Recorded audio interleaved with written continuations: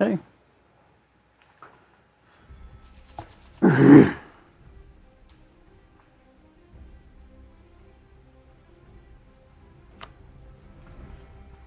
This is just going to be a quick overview.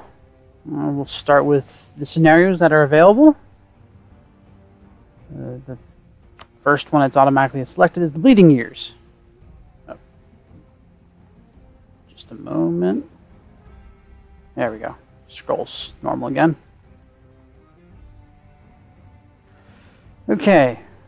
There is, as you can see, House Martell, House Gardner, House Lannister, House Swore, Aaron, and a little bit, a few other minor nations, and House Targaryen. Starts off with 3.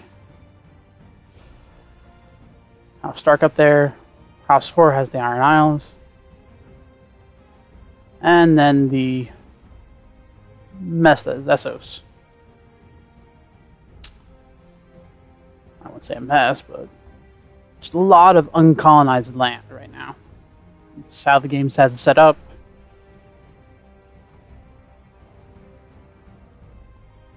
Got the Summer Isles down here. Minor Isles down here between the 2 continents. And then a big continent down here, just colonized, just the coastline. And another one down here. That's just okay. Then we have religion. As you can see, old god to the north, drowned gods, House War, Faith of 7 all over here. For lore. Just a good mix of everything. There is mixed worship. I'm not quite sure what the benefits of all these religions over here. I only know of the Faith of 7 and the old gods. Haven't played around this mod too much. So, yeah. Trade points. This is another way. The most OP, or the most beneficial, is King's Landing. Everything goes to King's Landing. To make money, you have to steer everything away to where your trade point is, your main trade node. Unless you're controlling King's Landing, and it doesn't really matter. Because then you want everything to push towards King's Landing. But if you're not holding King's Landing, you want to steer it away. I mean, literally every single trade node heads back west. Back to King's Landing, everything's King's Landing. It's how the mod's set up. Just how it is. This might be a little too more advanced. It's just showing the economical map. This is just to be a quick episode, quick overview of basics of the mod.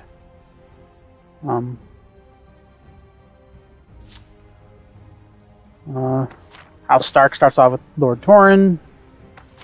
Aaron's in a Regency count. No, not Regency Council. How the setup? It's like an ignorandum, so it's in between kings. There's no heir. There's nobody ruling.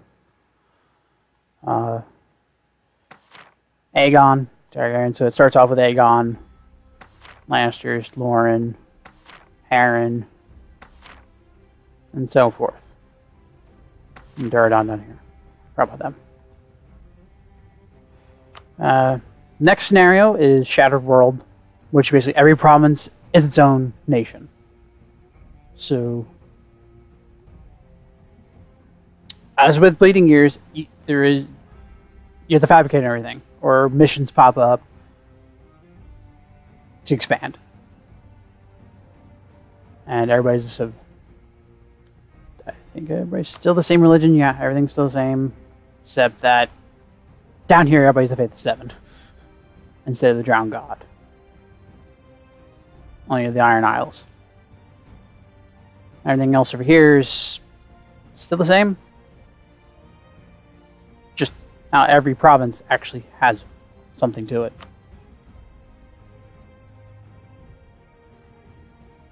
Yeah, it's a bit more colorful. Okay, the next scenario is the Iron Throne. This is kind of a good and bad point.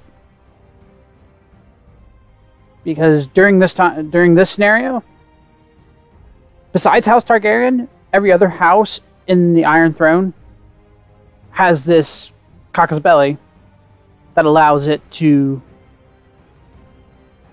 for example, House Lannister declares this caucus belly called Dismantled Iron Throne that everybody wants to get out from under it. So if House Lannister declares Dismantled Iron Throne on House Tully, if they win and have enough war score, they can form a union, basically making Lannister rule over both House Tully and House Lannister's lands. Not everybody's going to be happy with that, but they can do that. Or, for example, House Stark on House Greyjoy. Whatever. That's the point. House Targaryen has to fabricate claims on any of the territories that it wants to conquer. For them to get the same caucus belly, they have to vassalize a nearby house.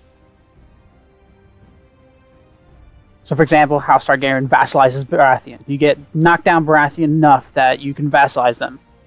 And once they're vassalized and you annex them, was it annex or vassalize? One of the two. Not quite sure which one resulted in getting it. It's either vassalization or complete annex from Thanos Diplo Annex to get that CB. And then House Targaryen can go 8 on everything if it wants to. I played with a friend of mine, and he had everybody below the neck and a personal union.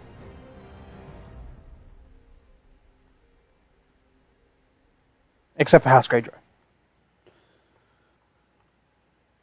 It is pretty easy to get this. If you play your cards right and you have the right allies, you can do anything you want over here. I haven't played any of the Essos nations, so I'm not quite sure if they have the same kind of CB, or they're just still fabricating and do their missions to get claims.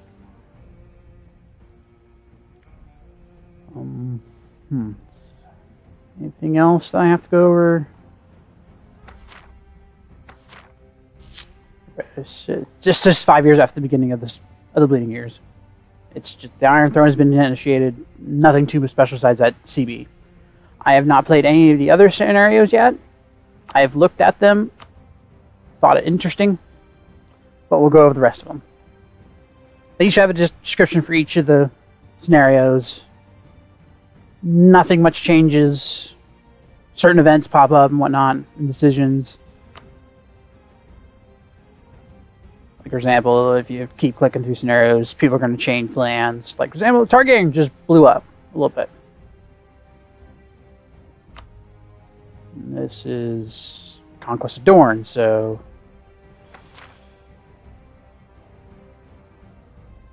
we had the Blackfire Rebellion. See, this is all a little bit split up.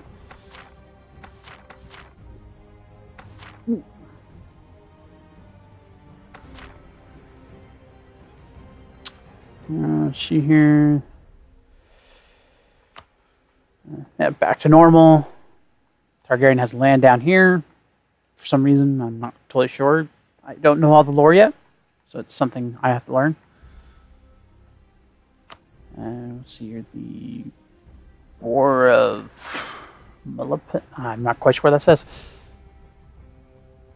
Oh, yeah, trouble is it's an Essos, so it's the Band of 9.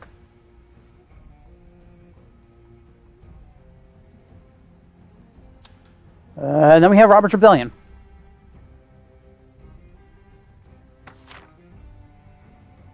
Starts with Robert Baratheon, Eddard Stark, everybody, and Aerys the Mad. And then we have the Greyjoy Rebellion up here. And then we have Song of Ice and Fire, which starts Clash of Kings. So you have Joffrey, Renly, Stannis over here in Dragonstone. And all this good stuff.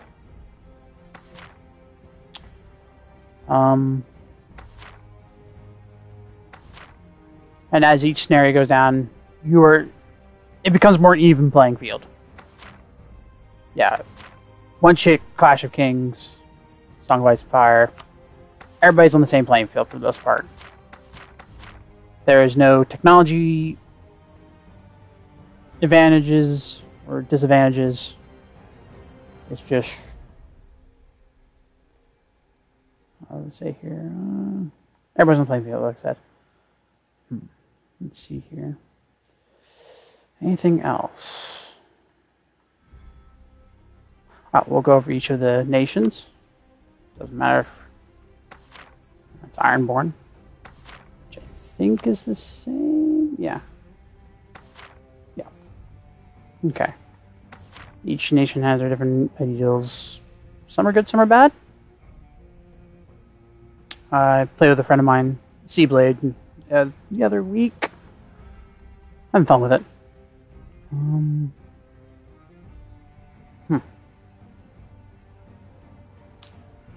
I played a Star Stark. It takes a while to get their economy going. Once you got the economy going, railroad.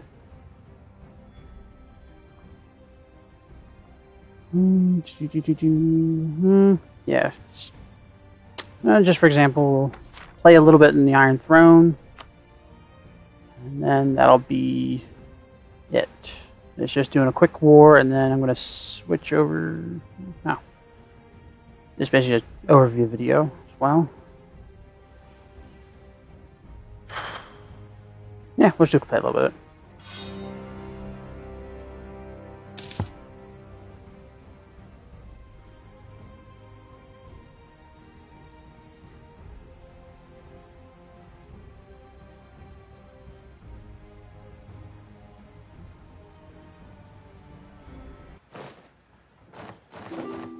Oh. Okay. Whatever. Yeah, I'm not even playing online. You are drunk, EU4. Okay. Is all of House Stark? Okay. First things first.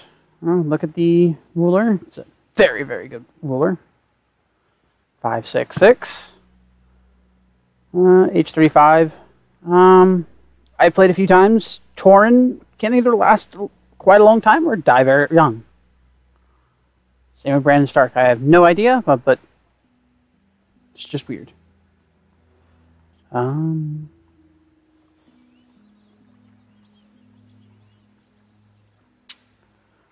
usually don't get advisors until I start making some good money. I might do a quick, like, once a month thing. Yeah, I do administrative focus. Because usually the heirs aren't that great until Brandon Stark. And then it just goes down the hole. Yeah, trade's fine. For now. Let's do Kingdom of the North. Don't need that, don't need that. I don't use half of these. Because some of these aren't quite that worth it.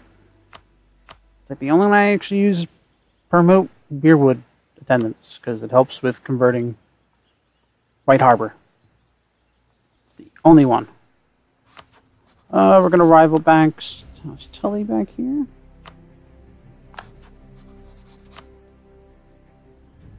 And House Lannister and House Aaron.